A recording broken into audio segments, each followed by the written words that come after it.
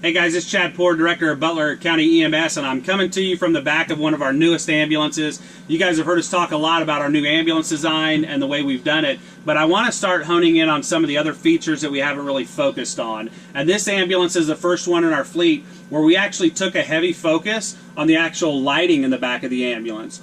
It sounds simple when you think about it. All of us want lights in the back of the ambulance that will actually make it brighter so that we can see everything and we don't have to worry about working in the dark. This particular unit, we actually had cut down from 8 lights to 6 in the back. We still have all the lighting that we need, but there's a very important feature and a specific thing that we focused on with these lights that we want to make sure and share with everybody else. And that's, we actually looked at the Kelvin temperature rating of these lights. So a Kelvin actually basically measures the color temperature of a light bulb. And so what does that mean to you guys? Well, what that means is a Kelvin of 1900 is like a candle. Okay, a Kelvin of 4800 is like direct sunlight, and a Kelvin of 10,000 is like the blue sky. So the higher the Kelvin rating, the wider the light is. So why is it important to look at the Kelvin rating and figure that out when you're picking out ambulance lights for the back of the ambulance? And the answer to that is pretty simple in my book. It's because it allows us to do a better assessment of our patient and maybe actually begin providing some necessary treatment much quicker.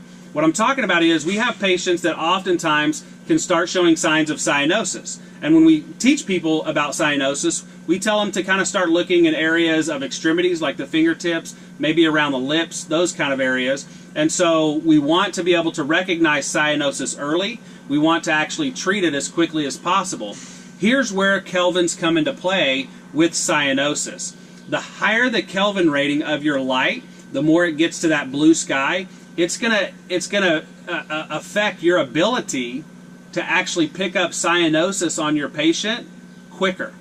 Because a Kelvin rating that gets higher doesn't offer this full color spectrum, and in order to be able to pick up the cyanosis as quickly as possible, you need to be able to see the full color spectrum. So where do we get that rating, or what rating is close to that spectrum? Well, direct sunlight is 4800 kelvins, and that gives us that full spectrum if we're out in the regular daylight. So we actually want to get the rating, the Kelvin rating of our lights in the 4800 range, or actually even a little bit less, down to the 4000 range, because when we do that, we know that we're going to have the full color spectrum. We're going to be able to see all colors, and by doing that, we're going to be able to pick up on the cyanosis quicker, and we're going to be able to actually start treatment for our patients much quicker when they are cyanotic. The sad part about this is most of us, when we build ambulances, don't think about the Kelvin rating of our lights. We think about the wattage or how bright they are, but we don't look at that color temperature piece, and that needs to be probably the most important piece that we're looking at, because it can affect our assessment of patients. So in our previous ambulances, we tested those, and those rated out greater than 6,000 kelvins, not where we wanted them to be. So when we built this ambulance, which is our newest one in the fleet, we focused hard on trying to find lights that will bring us back into that range. These lights actually tested out just under 5,000 kelvin, so it's close to the direct sunlight. We're going to try and get it down closer to the 4,000 with our next purchase, but we're on the right track.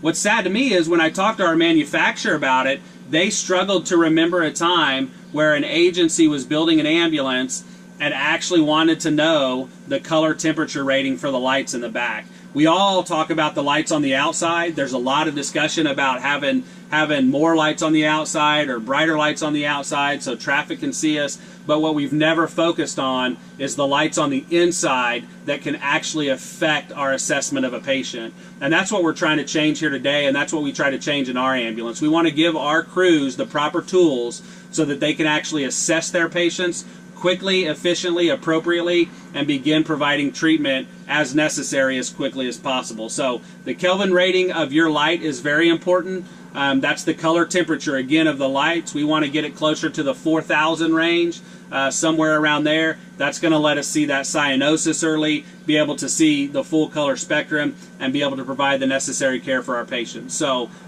your challenge today is to find out what the Kelvin rating is in your vehicles today. And when you build your next one, let's try and get the Kelvin rating of the lights in the back of the vehicle close to that 4,000 range. I appreciate you guys taking time to listen to us today. If you have any questions, reach out to us as always. Otherwise, we'll see you next time.